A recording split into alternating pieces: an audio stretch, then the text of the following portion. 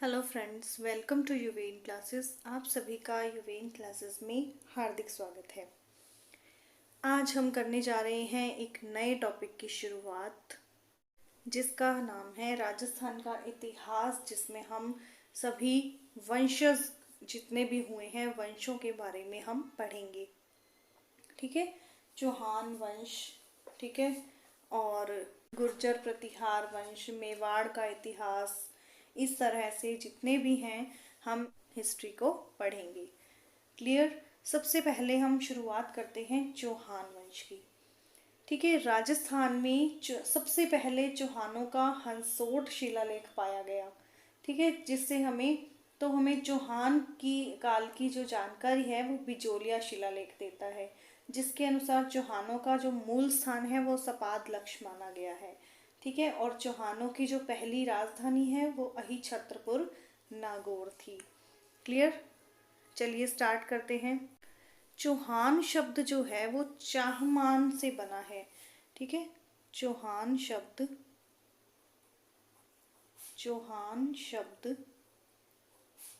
चाहमान से बना है।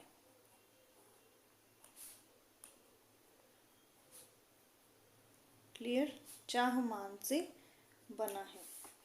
सांभर में सबसे पहले चौहान वंश स्थापित किया गया। ठीक है, सांभर में सर्वप्रथम चौहान वंश स्थापित।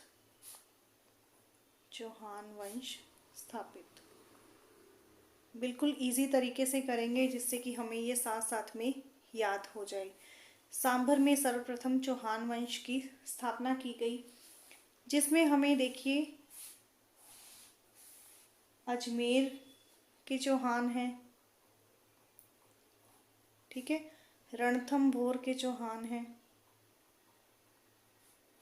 अजमेर के चौहान, रणथंभौर के चौहान, बूंदी के चौहान, ठीक है, बूंदी के, कोटा के चौहान हैं, झालावाड़ के चौहान हैं,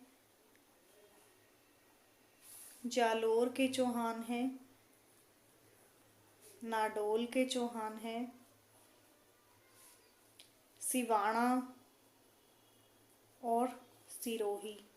ठीक है, इन सभी स्थानों में चौहान वंश स्थापित हुआ था। तो क्वेश्चन है कि शेखावाटी के चौहानों की कुल देवी कौन है। ठीक है, शेखावाटी के चौहानों की कुल देवी जीर्ण माता है। ओके, शेखावाटी के चौहानों की कुल देवी कौन है? जीर्ण माता है। और इनका जो मंदिर है कहाँ पर है? रेवासा सीकर में है। किसका? जीर्ण माता जी का मंदिर। अब बात करते हैं चौहानों की उत्पत्ति। इसके लिए सबके अलग अलग विचार हैं। चौहानों की उत्पत्ति किस प्रकार हुई, आइए बात करते हैं। चौहानों की उत्पत्ति के बारे में क्या क्या बातें हैं देखते हैं। चंद्रबरदाई ने क्या कहा, सबसे पहले हम पढ़ते हैं।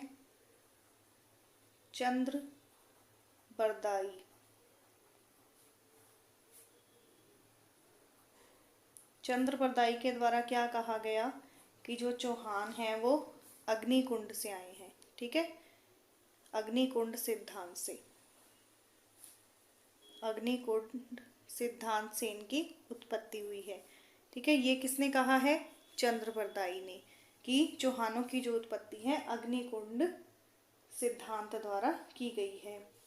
ठीक है, और उन्होंने क्या कहा कि इसी यज्ञ के अग्निकुंड से 4 राजपूत वंशों का जन्म होता है। इसी यज्ञ के अग्निकुंड से 4 राजपूत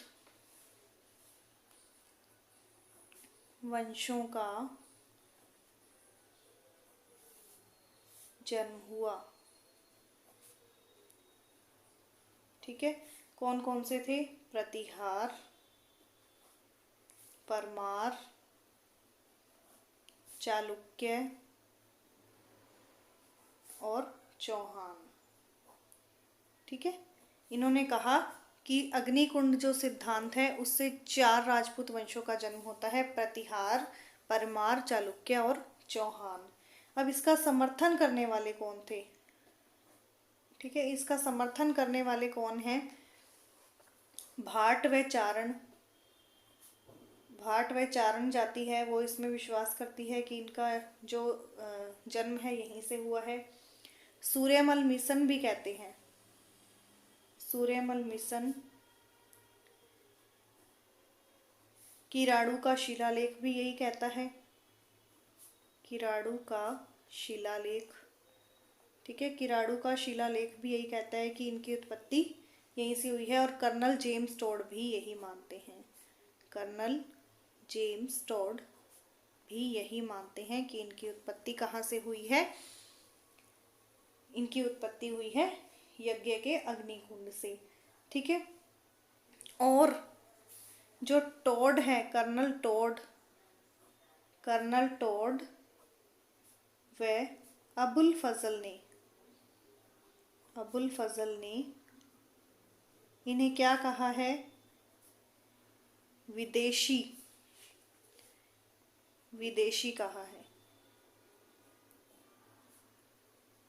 ठीक है, कर्नल जेम्स टोड व अबुल फजल ने इन्हें विदेशी कहा है।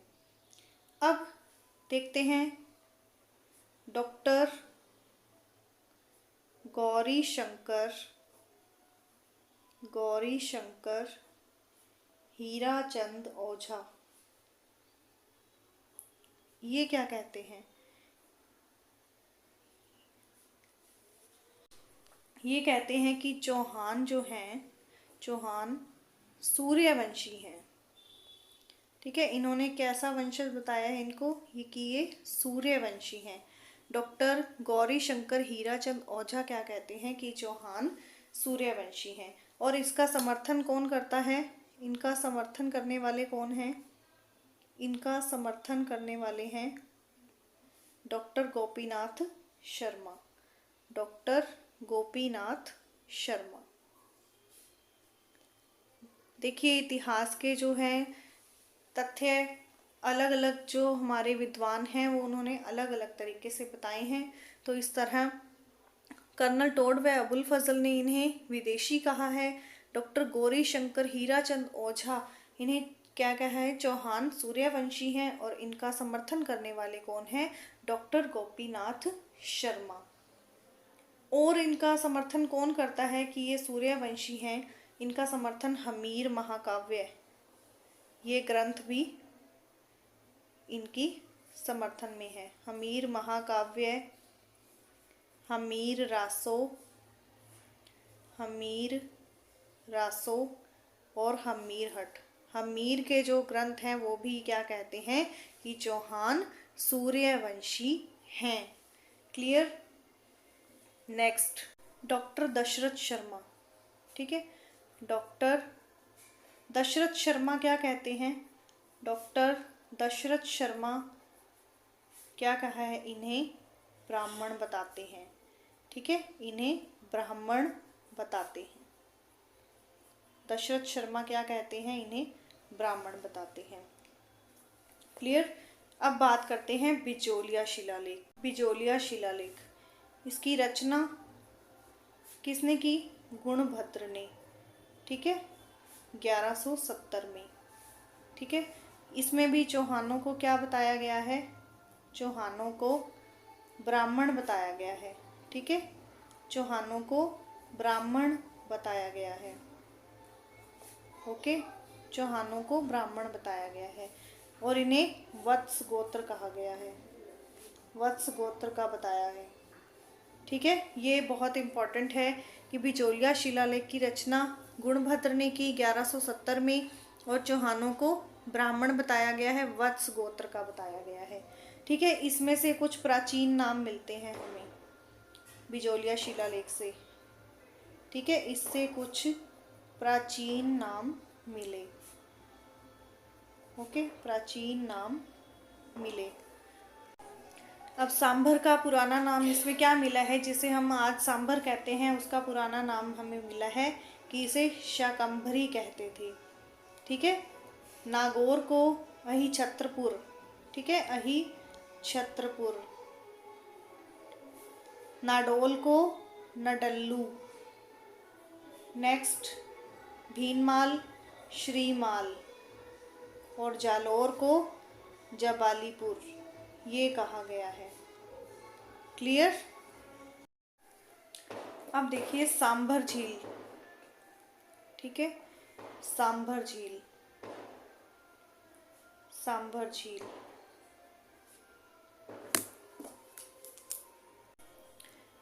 फैक्ट्स पढ़ते हैं अब इसके बारे में। वासुदेव ने 551 ईस्वी में चौहान वंश की नींव रखी। ठीक है, चौहान वंश की नींव रखी। ओके, वासुदेव ने 551 ईस्वी में चौहान वंश की नींव रखी। ओके, और वासुदेव ने चौहानों की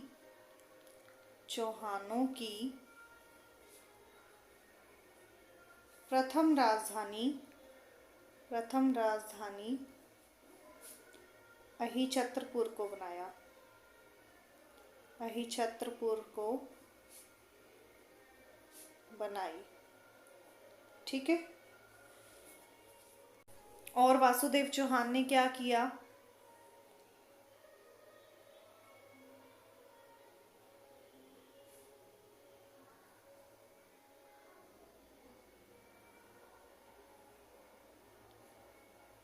मंदिर बनवाया। ठीक है, शाकंभरी माता का मंदिर बनवाया।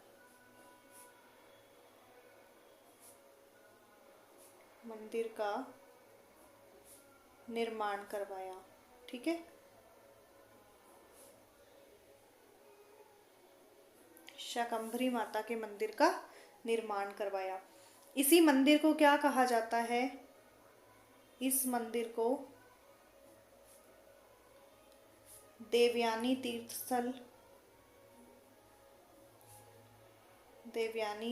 स्थल या फिर तीर्थों की रानी कहा जाता है।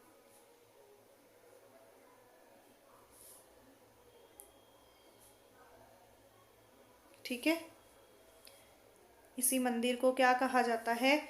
देवयानी तीर्थ स्थल।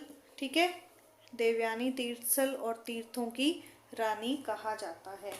क्लियर। अब बात करते हैं पहले शासक की, पृथ्वीराज चौहान। पृथ्वीराज चौहान प्रथम। पृथ्वीराज चौहान प्रथम। क्लियर। इनको एक उपाधि मिली हुई थी। ठीक है, इनको उपाधि क्या मिली थी? परम परमेश्वर।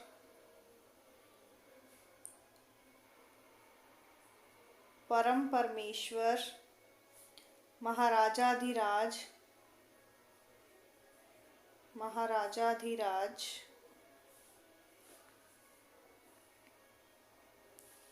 और परम भट्टारक। परम भट्टारक, ये इनकी उपाधियां थी। ठीक है, इनके दरबारी मंत्री कौन थे? दरबारी मंत्री हट्टड़। ठीक है, हट्टड़ इनके दरबारी मंत्री थे। ठीक है, ये जो दरबारी मंत्री है हट्टड़, इसने क्या किया था? जीर्ण माता के मंदिर का निर्माण करवाया। वो जो रेवासा सीकर में जो मंदिर है, वो इन्होंने इसका निर्माण करवाया। ठीक है, और मेला भरता है नवरात्रि में यहाँ पे। ठीक है, अब है पृथ्वीराज का पुत्र अजयराज चौहान। अजयराज चौहान, अजयराज चौहान। ठीक है, ये किसका पुत्र है? पृथ्वीराज चौहान प्रथम का। इनका जो समय है, शासनकाल है, वो है 1113 से 33 तक। इन्हें कहा जाता है चौहानों का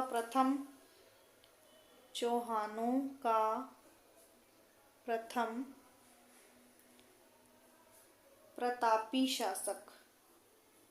प्रतापी शासक।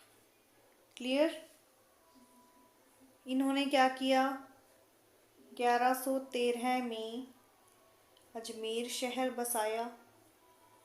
ठीक है, 1113 में अजमेर शहर बसाया और चौहानों की द्वितीय राजधानी बना दी। ठीक है, और इसे चौहानों की दूसरी राजधानी बना दी।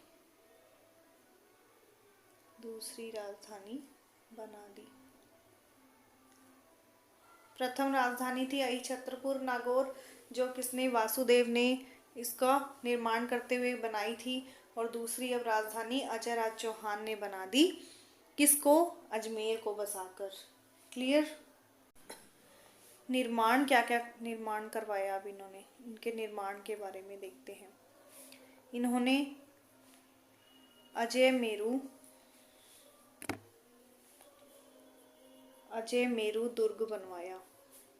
ठीक है, अजय मेरु दुर्ग बनवाया। ठीक है, कहाँ पे? बीठली पहाड़ी के ऊपर। ठीक है, बीठली पहाड़ी पर। कौन सी पहाड़ी पर? बीठली पहाड़ी पर इन्होंने अजय मेरु दुर्ग बनवाया।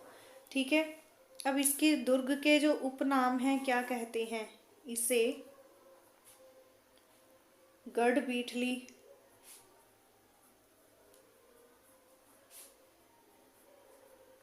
गढ़ बीठली भी कहते हैं। और इसे क्या कहते हैं? अरावली का अरमान, अरावली का अरमान, राजस्थान का हृदय,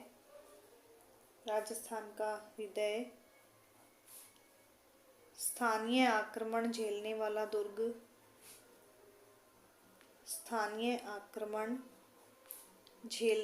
दुर्ग, इस पे सबसे ज्यादा स्थानीय आक्रमण हुए। ठीक है,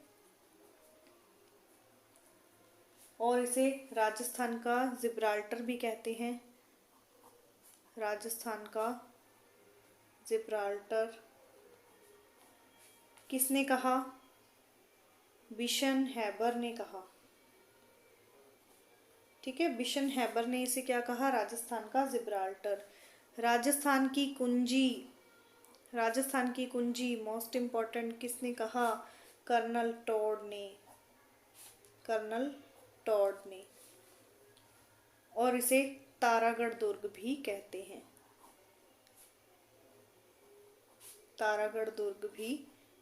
हैं। इतने सारे इसके उपनाम हैं। अजय मेरु दुर्ग के गढ़ बीठली, अरावली का अरमान, राजस्थान का हृदय, स्थानीय आक्रमण झेलने वाला दुर्ग, राजस्थान का जिब्राल्टर किसने कहा? बिशन हैबर ने। राजस्थान की कुंजी कर्नल टॉड ने। तारागढ़ दुर्ग भी कहते हैं। और अजय राज के बारे में क्या है बात कि चांदी के सिक्के चलाने वाले भी प्रथम शासक अजय राज थे। ठीक है, चांदी के सिक्के चलाने वाले प्रथम शासक अजय राज थे। ठीक है, अजय राज थे। इन्होंने जो सिक्का चलाया, ठीक है, उसके एक पहलू पे तो लिखा था अजय प्रिय दुम्भ, और एक पे लिखा था सोमलेखा। ठीक है, ये इसके पहलू हैं। एक पे नाम लिखा था अजय प्रिय दुम्ब और दूसरे पे लिखा था सोमलेखा। क्लियर। नेक्स्ट, अब पढ़ते हैं अजय राज का पुत्र अर्णोराज के बारे में। अर्णोराज को क्या कहते हैं? अन्ना जी भी कहते हैं इनको, अन्ना जी। ठीक है, इनका शासनकाल है 1133 से 1150। ठीक है, इनके पुत्र जगदेव, विग्रहराज चतुर्थ, सोमेश्वर चौहान, ये हैं इनके पुत्र अर्णोराज के। लेकिन इनका जो पुत्र जगदेव है, इसने अर्णोराज की हत्या कर दी थी, इसलिए इसे चौहानों का पितृहंता कहा जाता है। चौहानों का पितृहंता कौन कहलाता है? जगदेव। इसने अपने पिता को मार डाला था। ठीक है, जो अर्णोराज हैं, अर्णोराज के काल में, इनके काल में तुर्की आक्रमण सर्वाधिक रहे थे। ठीक है, तुर्की से आक्रमण जो थे सर्वाधिक रहे थे,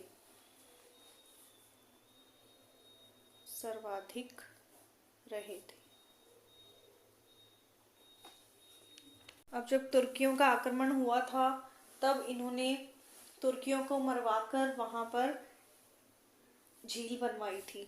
ठीक है, इन्होंने जीत लिया था। अर्णोराज के दरबारी का नाम क्या था?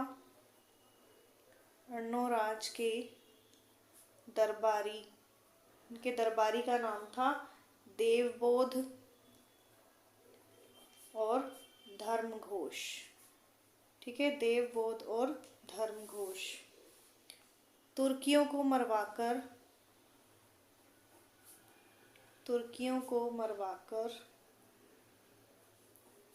जगह साफ करवाई।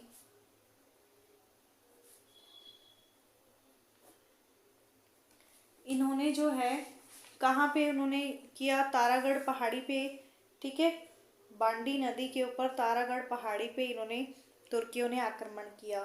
ठीक है, और कहाँ से? नाग पहाड़ी से जो चंद्रा नदी निकलती है, उसका नया नाम तो लूणी नदी है। इन दोनों के बीच में तुर्कियों ने आक्रमण कर दिया था। तो अब अर्णोराज ने इन्हें मरवाकर यहाँ पे जगह साफ करवाई और दोनों नदियों के बहाव क्षेत्र को रोककर आना सागर झील बनवाई। ठीक है, आना सागर झील बनवाई, आना सागर झील बनवाई। क्लियर। अब ये इन्होंने लूणी और वो बांडा नदी को रोककर इन्होंने कौन सी झील बनवा दी? आना सागर झील। किसने बनवाई? अर्णोराज ने, अर्णोराज ने बनवाई। अब क्या है, इसके झील के बाहरी परकोटे पर, ठीक है, 5-12 दरी का निर्माण संगमरमर से करवाया शाहजहां ने। शाहजहां ने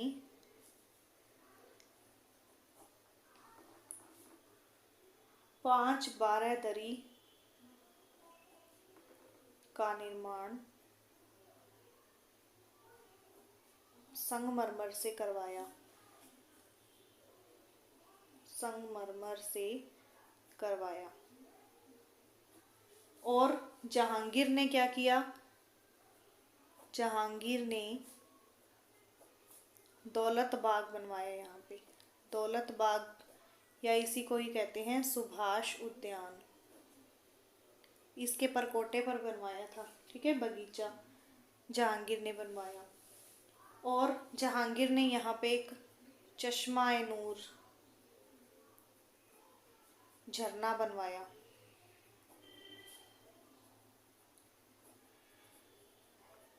अब क्वेश्चन कहाँ कहाँ से आ सकते हैं कि चश्मा-ए-नूर झरना कहाँ है? आना सागर झील के परकोटे पर। बनवाया किसने? जहांगीर ने। शाहजहां ने यहाँ क्या करवाया? 5 बारादरी का निर्माण करवाया संगमरमर से। और जहांगीर ने एक और चीज बनवाई यहाँ पे, दौलत उद्यान, दौलत बाग या सुभाष उद्यान, एक बगीचा बनवाया। ठीक है। नेक्स्ट, अर्णोराज ने पुष्कर अजमेर में, ठीक है, वराह मंदिर का निर्माण करवाया। ठीक है, वराह मंदिर का निर्माण करवाया। और ये जो मंदिर है ये किसे समर्पित है? यह है भगवान विष्णु के वामन अवतार। ठीक है, वामन अवतार को समर्पित है। वामन अवतार को समर्पित है। ठीक है। अब क्या है, जहांगीर ने क्या किया? जहांगीर ने वराह मंदिर में जो मूर्ति थी उसे तुड़वाकर, मूर्ति को तुड़वाकर आना सागर झील में फेंक दिया। ये मूर्तियां नहीं टिकने देते थे, आना सागर झील में फेंक दिया। ठीक है। अर्णोराज ने पुष्कर अजमेर में वराह मंदिर का निर्माण करवाया। ये भगवान विष्णु के वामन अवतार को समर्पित है। लेकिन जहांगीर ने क्या किया? उस मूर्ति को तोड़वाकर आना सागर झील में फेंक दिया। अब नेक्स्ट हम पढ़ेंगे जगदेव, जो कि चौहानों का पितृहंता है, जिसने अपने पिता की हत्या कर दी थी। और इसको हम पढ़ेंगे हमारी नेक्स्ट वीडियो में। क्लियर? तब तक के लिए थैंक्स, गुड बाय।